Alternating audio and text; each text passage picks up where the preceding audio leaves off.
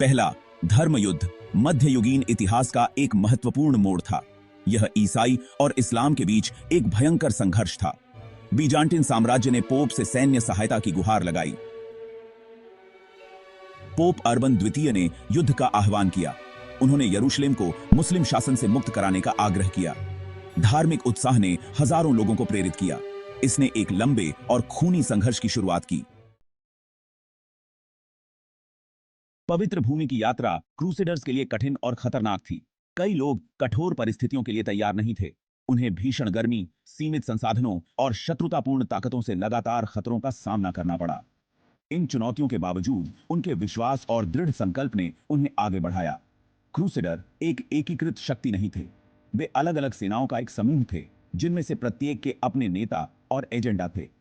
आंतरिक विवादों और सत्ता संघर्षों ने अक्सर उनकी प्रगति में बाधा डाली। हालांकि उनका एक समान लक्ष्य था, यरूशलेम पहुंचना और ईसाई जगत के लिए इसे पुनः प्राप्त करना। इस साझा उद्देश्य ने उन्हें अपनी महाकाव्य यात्रा पर आने वाली कई बाधाओं को दूर करने में मदद की। पहला धर्म युद्ध कई महत्वपूर्ण लड़ाइयों द्वारा चिह्नित किया गया था, जिन्होंने मध्य पूर्व के राजनीतिक परिदृश्य को फिर से आकार दिया।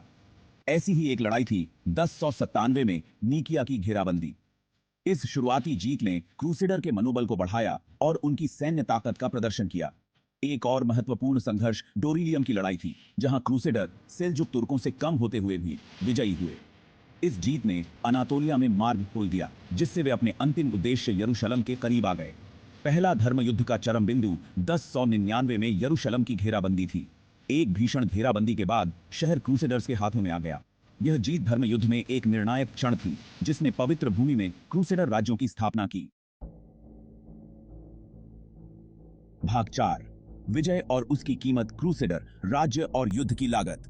यरूशलेम पर कब्जा क्रूसेडर्स के बीच उत्सव का कारण था। उन्होंने 4 क्रूसेडर राज्य स्थापित किए: यरूशलेम, त्रिपोली, एडेसा और अंताकिया। हालांकि वे मुस्लिम शक्तियों से लगातार खतरे में थे। पहला धर्म युद्ध जीत के बावजूद अत्यधिक रक्तपात और अस्थिरता लाया। भाग 5, विजय का भार, मरने वालों की संख्या और उनके निहितार्थ। पहला धर्म युद्ध सभी युद्धों की तरह जीवन के दुखद नुकसान के परिणाम स्वरूप हुआ। जबकि सटीक आंकड़े प्राप्त करना मुश्किल है, इतिहासकारों का अनुमान है कि सैकड़ों हजारों लोग मारे गए।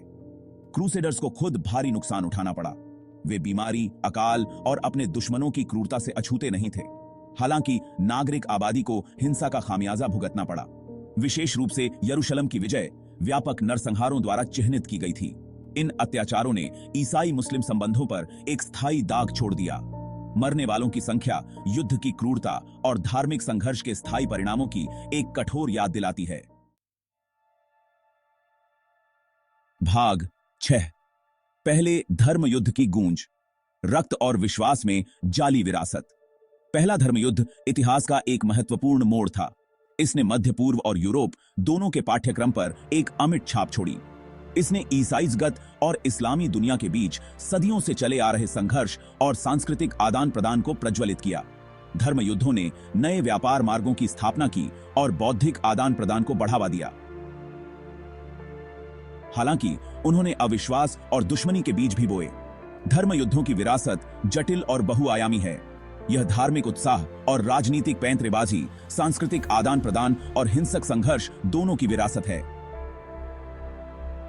आधुनिक मध्य पूर्व की गतिशीलता को समझने के लिए पहले धर्म युद्ध को समझना महत्वपूर्ण है। इसकी गूंज आज भी गूंजती है।